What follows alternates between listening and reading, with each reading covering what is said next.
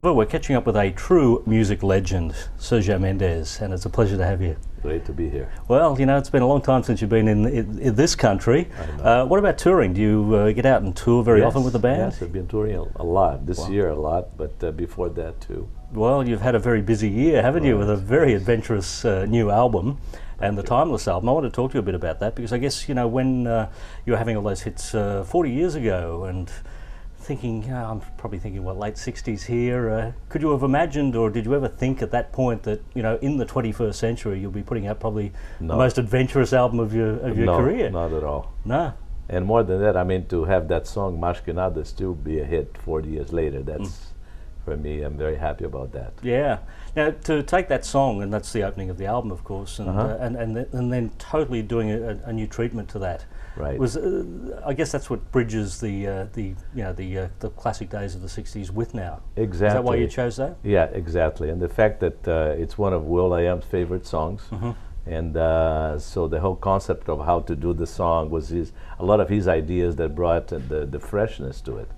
And the way that he approached the song, and you know, and having the Black Eyed Peas as a guest, all of that. My wife sings in the song, by the way, also. Does she so really? It's a whole family thing. Wow, you know? real family affair. Yes. Well, let's talk about that Black Eyed Peas thing because you were involved with the Elefunk album, right? Weren't you? With the that's track six. That's what it started the whole thing. Yeah, Will invited me to play the Elefunk album, and it was a Brazilian song, and then I really enjoyed working with him. And I told him, I said, why don't we do something together? You know, we bring those Brazilian classics of the Bossa Nova days, and that's the music that he loves. And you bring the new, you know, hip hop, R&B, you know, all the young guests to be part of the celebration, and which he did. And so that's really a nice marriage of Brazilian music and hip hop and R&B and all of that. I mean, we have guests like Stevie Wonder. Oh yeah. We have a Brazilian rapper, Marcelo D2. We have a quartet of guitarists from Brazil named Maugani Quartet. So there's a lot of that I think reflects the diversity of Brazilian music. Yeah, sure, and also reflects the diversity of R&B that is happening at the moment too, which is, you know, very different to the R&B that was around, you know, in the '60s. I mean, the R&B of Aretha Franklin, for instance, and Otis Redding is very different to the R&B that is happening now. And then you have great singers like John Legend and India Arie. That's a fantastic singer. Yeah. Those are the new great singers of today. Most definitely. Let's talk a bit about some of those people. Erykah Badu, we'll talk about her because, you know, what an incredible talent that she is. But just the lineup for the track That Heat. Erykah Badu, will.i.am, and Sergio Mendes. I mean, what a magnificent trio of talent just to have all in the studio there at the one time. Yeah, well, it starts with the song. And the song was a song written by my friend Harry Mancini, A Slow Hot Wind, that I recorded with Brazil 66. And Will loved that song. And so there's that melody that's very haunting. And then he puts the rap, and then we have Erykah, all the components that made that song be brand new again, kind of thing, you know, and feel good. Were you all in the studio at the one time, recording? Not on that song, no. Erykah did her vocal, I think, in New York. But most of the songs we were together. A concert that brings all of the songs and the performers together, is that going to happen? You know, I did a concert in LA at the Hollywood Bowl on June 25th. And I had John Legend and India Arie and Herb Alpert and John Legend. Wow. And yeah, it was like a magical evening, and it was great. I mean, and we're going to be performing New Year's Eve in Brazil, in Ipanema. Wow. With the Black Eyed Peas and John Legend, so that's this year. Yeah. Yeah. That's New Year's Eve. New Year's Eve. Wow. There's the place to go for your New Year's Eve party, folks. Justin Timberlake, probably the biggest pop star on the planet at the moment. Again, great singer, great composer, musician. Pleasure working with him. Yeah. So, you know, when the two of you come together, you know, that must have been a magic affair in the studio as well. You know, Will invited him to the studio, and we're playing an introduction of an old song that I wrote called So Many Stars. Just the intro and a couple of chords, just 2 chords. And he came in and he started humming a song, like a melody on top of those, like a new melody that he created. And so magic happened. He's great. What does Sergio Mendes and Justin Timberlake talk about when when the mics are off and you're just sitting around, filling in a bit of time? What was the conversations? Well, we're laughing a lot because we was very funny. So there's a lot of laughs and a lot of enjoyment for the music, and we're concentrating on the, trying to put a track together. And I don't remember exactly what we talked about, but it was a great experience. I would imagine it would be a good opportunity for him to be asking you for some longevity tips. He doesn't need that. He'll be around for a long time. He will be. He will be. Big star. Sure. India RE, the title track is India. Beautiful voice. What a great voice. Yeah, I wrote the song Timeless before it was supposed to be an instrumental. And we recorded with my band and my wife singing and the rest of my band playing. And then Will had the idea. He said, why don't we send this melody to India? Maybe she can write some lyrics and sing, and she did. And when I heard it, I said, wow, made it into something totally new, because the song was, as an instrumental, had no lyrics. Now she wrote the beautiful lyrics and sang on it. It was a great voice, so I love that song. Yeah, some of the people, I guess, are pretty obvious, when you think about, if I want to get some big names to appear on my record, the Justin, the India, the Erica. But Black Thought from the Roots, that's really left of centre thinking, bringing him in on a Sergio Mendes record, isn't it? That was Will's idea, and that song was an instrumental that I recorded years ago. I didn't even know it was me playing, and Will had to send me the record to show me that because this was like an instrumental record I did for Atlantic, and then he put together the Black Thought and all those guys, the guests. So he kind of put that track together, which I like it very much. The finished results. Were you even surprised? And I'm thinking of a song like Please Baby Don't, the John Legend song, which is just a beautiful song on the record, and a standout track on the record. Yes. Were you as surprised when you heard the record as I guess a lot of the fans hearing it for You the mean first when time? I heard the final product? Yeah. Well, I was involved with the mixing. I was a mixer in New York named Tony Maserati.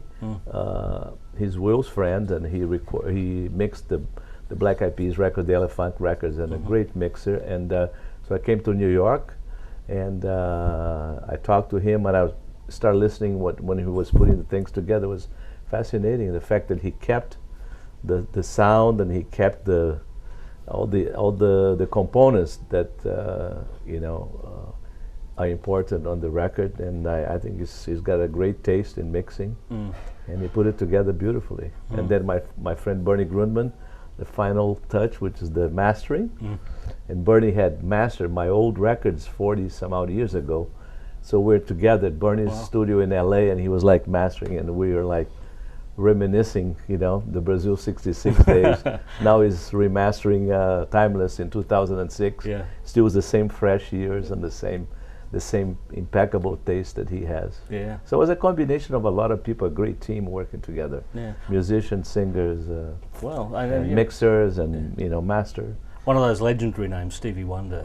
Have you worked with Stevie before? Yes, I did. I wrote years ago. I met him in Brazil, and he asked me to write a Portuguese lyric for him that he wanted to sing in Portuguese, and I did. And then he wrote a song for me called "The Real Thing," which I recorded.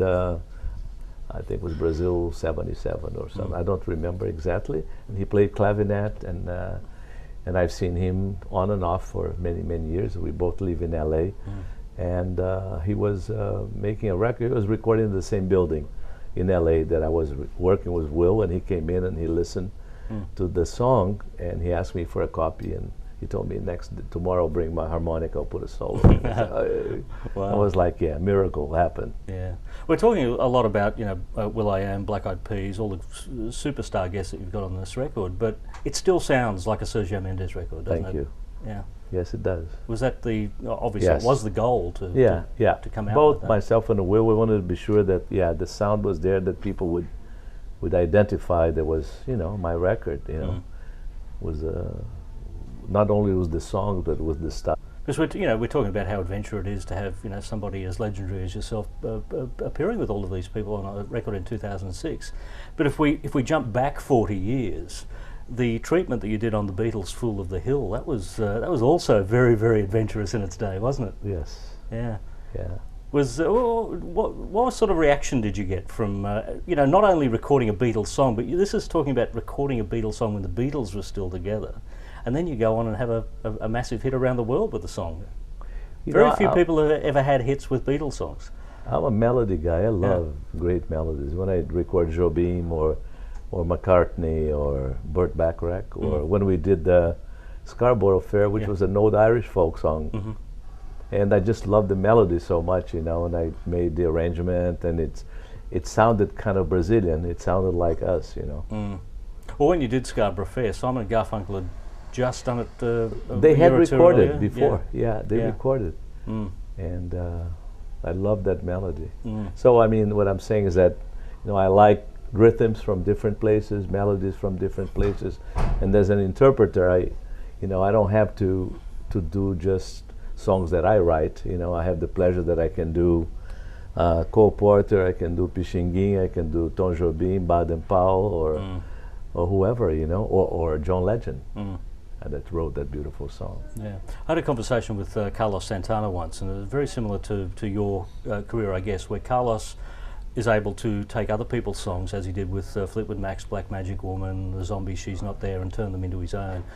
You've really done the same thing with the Beatles and with Scarborough Fair. You've actually put a new stamp on these songs that have made them Sergio Mendes songs, haven't you? Yeah, I guess so. Yeah, but that's the challenge. I guess if you can do that, get a great. And I guess when a songwriter writes a song, he hopes that. In the old days, people recorded many. I mean, I don't know how many thousands of recordings you have of. Go from Ipanema or whatever, and now you see young singers recording old great songs again. You see people like Rod Stewart doing Cole Porter or Irving Berlin, which I think it's great because a writer writes a song for singers to sing and performers to play. So when you had the great Brazilian songbook, and you had people like from Sinatra, Ella Fitzgerald, Sarah Vaughan, Tony Bennett. In my case, I love melody, and to be able to record a great melody, to record a Brazilian melody or an American melody or an English, gives me a lot of. I guess it all happened again for you when we got to the 80s. Never Gonna Let You Go was a massive hit. I remember playing it on radio here. Right. And a huge hit in this country. Again, when I heard that melody, I said, I have to record that. It's so beautiful. Yeah. Then I guess that was, we must have been coming up to like 20 years into the career at that point. That was in 83, I think. Yeah. Were you surprised when you 20 years down the track you had another hit? Here we are 40 years down the track and still doing it. Yes. Yeah.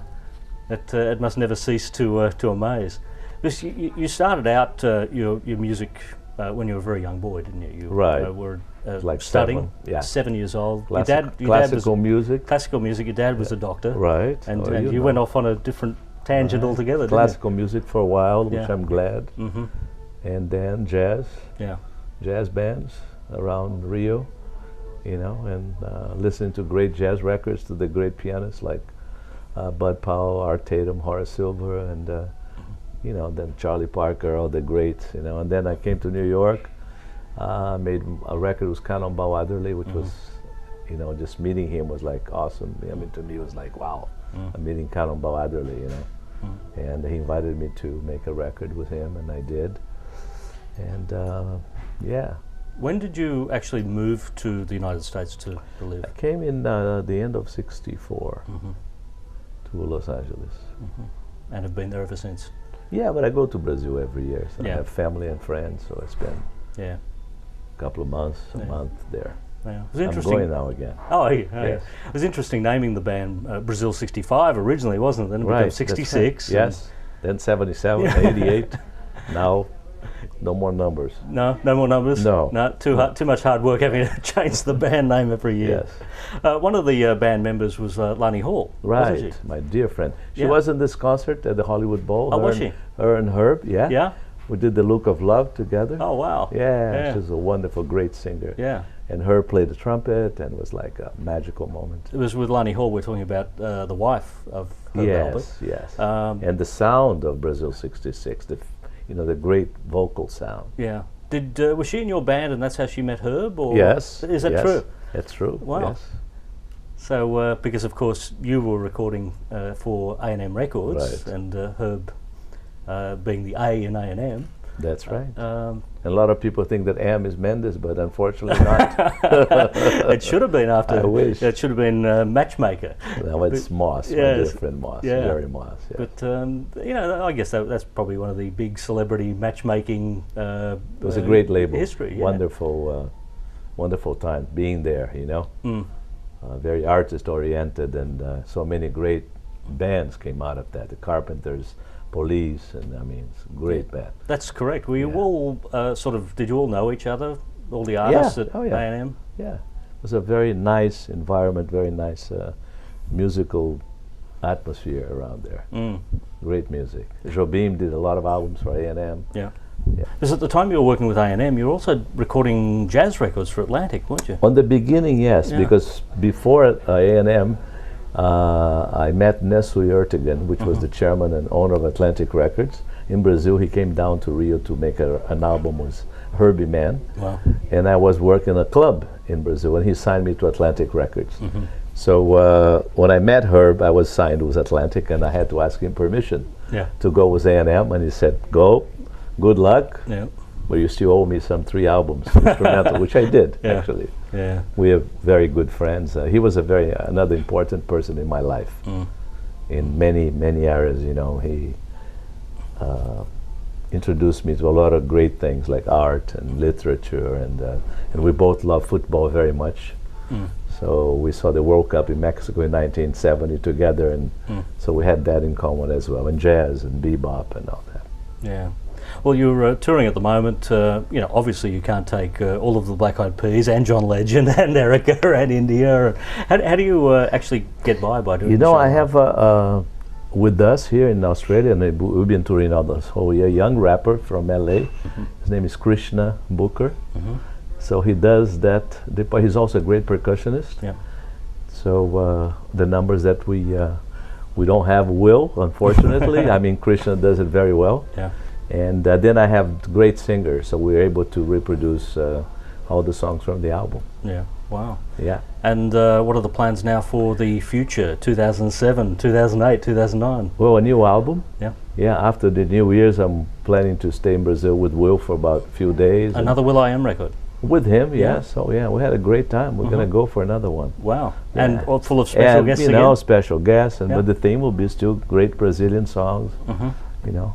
And that's what I love to do, and he too. So do you have a short list of who not will yet, be on the record? Not yet. I think starts with a song. We're gonna look for songs, write songs, and you know, maybe travel in Brazil to find some new things, because it's a wonderful, you know, the diversity of sounds and melodies. So we're gonna do a little exploration there and take a look and listen to some of the sounds and do that. Wow. Well, I look forward to hearing part 2 of this project. That's right. Sounds very, very adventurous. Sergio Mendes, it's been a pleasure to talk to you. Thank you for joining us.